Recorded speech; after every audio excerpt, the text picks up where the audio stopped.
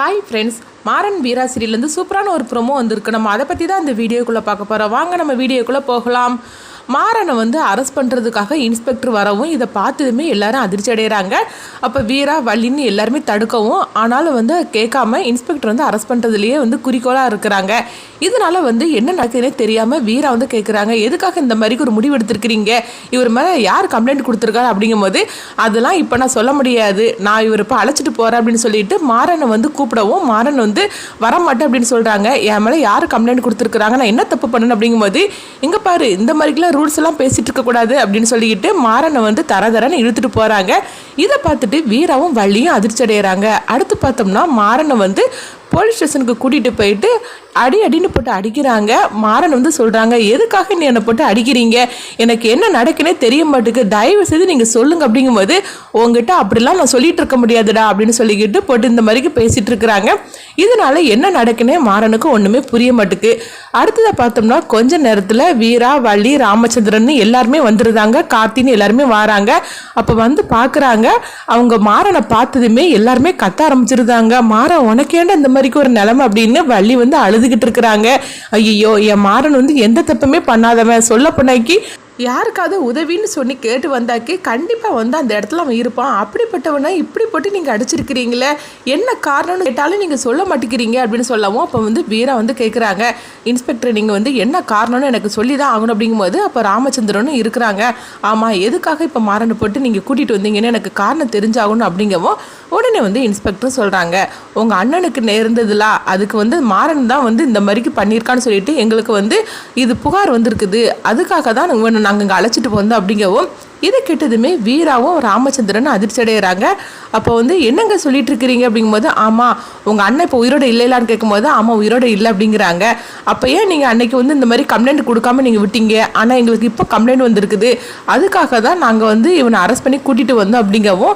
இதை கேட்டதுமே வீரா அதிர்ச்சி அடைகிறாங்க. வள்ளிக்கு ஒன்றுமே புரிய மாட்டேங்குது, என்ன வீரா அங்கே நடந்துட்டு இருக்கு ஒன்றுமே புரியல, அதெல்லாம் நடந்து முடிஞ்சு நாங்கள் எல்லாருமே சமாதானம் ஆகிட்டோம், இப்போ நீங்கள் இருந்துக்கிட்டு மாறன் இப்படி அழைச்சிட்டு வந்திருக்கிறீங்க, அதுவும் என் மாறன் இருக்க நிலைமை பார்த்தா எனக்கு எவ்வளவு கஷ்டமா இருக்கு தெரியுமா அப்படின்னு வள்ளி அழுதுட்டு இருக்கும் போது, இங்க பாருங்கம்மா, இதை பத்திலாம் என்கிட்ட பேசக்கூடாது, மாறன் மேல புகார் கொடுத்துருக்காங்க, அதனாலதான் நாங்க அழைச்சிட்டு வந்தோம், நீங்க பேசுறதா இருந்தா நீங்க அவங்க கிட்ட தான் பேசணும், அதாவது யாரு புகார் கொடுத்தாங்களோ அவங்க கிட்ட போய் பேசுங்க, நாங்க எங்களுக்குள்ள வேலையை தான் பார்த்துட்டு இருக்கோம் அப்படின்னு சொல்லவும். இதை கேட்டதுமே வள்ளி ராமச்சந்திரன் கிட்ட பாக்குறாங்க, அண்ணா யாருன்னா மாறன் மேல இந்த மாதிரிக்கு புகார் கொடுத்துருப்பாங்க, ஒண்ணுமே புரிய மாட்டேங்குது, என்ன நடக்குன்னே தெரியல அப்படிங்கும் போது வீராவுக்கும் ரொம்பவே குழப்பமா இருக்குது. அப்ப வீராவோட எண்ணத்துக்கு வர்றது கண்மணி தான் வராங்க.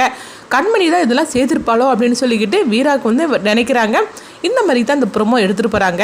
அடுத்து என்ன நடக்குன்னு சொல்லி பார்த்தோம்னா, வீரா எப்படி கண்மணி கிட்ட போய் கேட்பாங்க. அப்போ கண்மணி தான் புகார் கொடுத்த விஷயம் தெரிய வரும்.